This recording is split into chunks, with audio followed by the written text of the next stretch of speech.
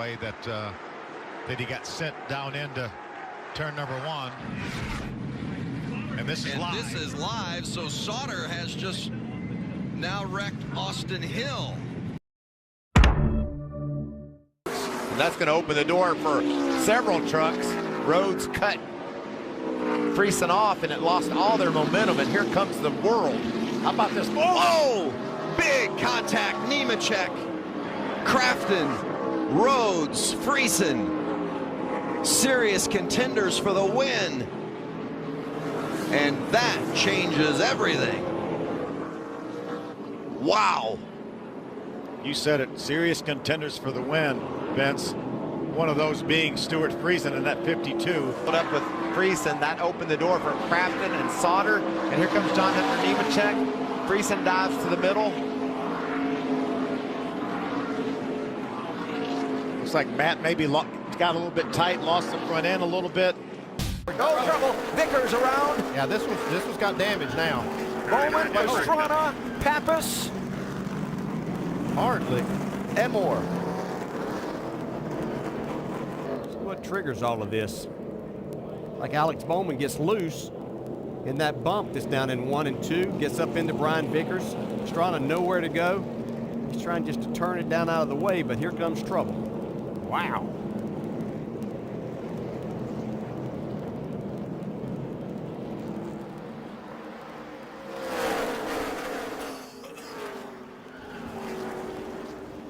Boy, I tell you, that just blindsided Max Pappas.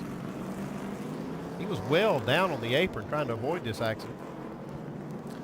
And our Scots on board from Travis Pastrana's car.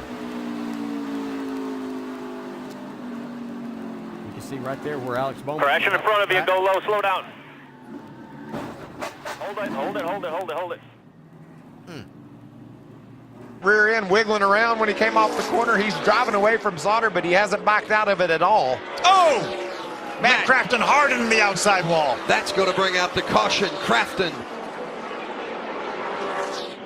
Well, that was a big hit for Matt Crafton with 15 to go, and now everybody's going to come to pit lane, right? I want tires, Mike. See Matt, there's the 98. He was running the high groove, goes by the 99 of Brandon Jones. Get down in the corner here. Oh. Wow. Yeah, Grant made the move to the inside. He really closed on. But we'll see what happens closer to the end. Yeah, and one of the biggest things right now, see some cars going to pit road there. How about that? Maybe somebody does have something left. Well, they've got fresher tires for sure. This would A appear little to be incident there. That was Dylan Bassett coming to pit road. I believe he's caught the sweeper truck. Unbelievable. Saw that truck leap. I just didn't see a car. And that is the 90 of Dylan Bassett.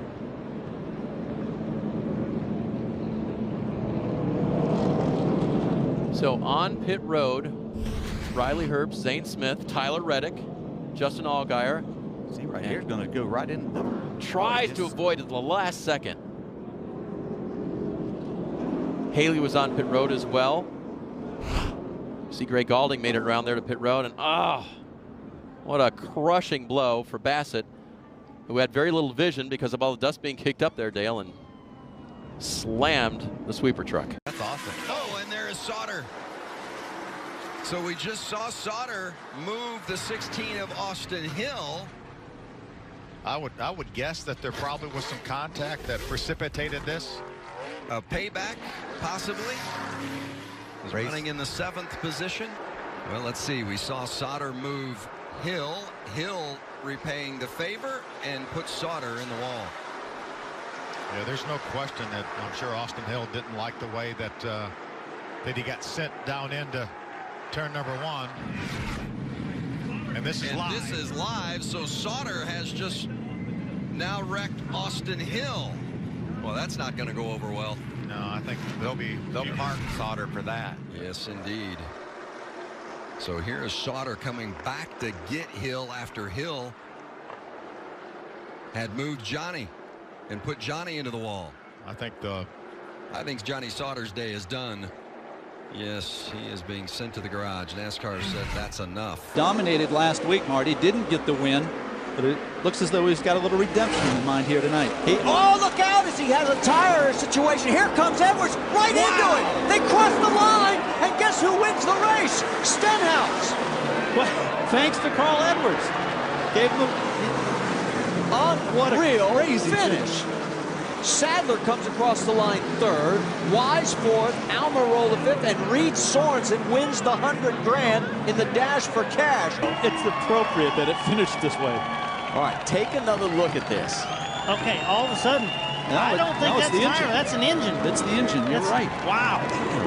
And I wonder if Carl got into the fluid and couldn't steer. I would think so, because you'd think he could have missed it, but it's hard to say from up here. You're right, though. It looked like a tire from there. He did a good job of just keeping. He had smoke and oil, I guarantee I it. think so. Just couldn't miss him. All right, let's just listen this time from Carl's perspective.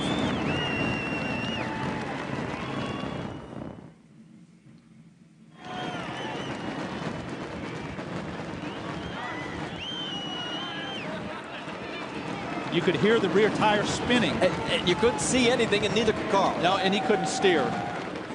All right, let's show you this finish. The margin of victory is 66/1000th of a second. Well, he wasn't beside him, he was under him. Hard crash for 28. That's J.J. Yaley. I have an opinion what this might be.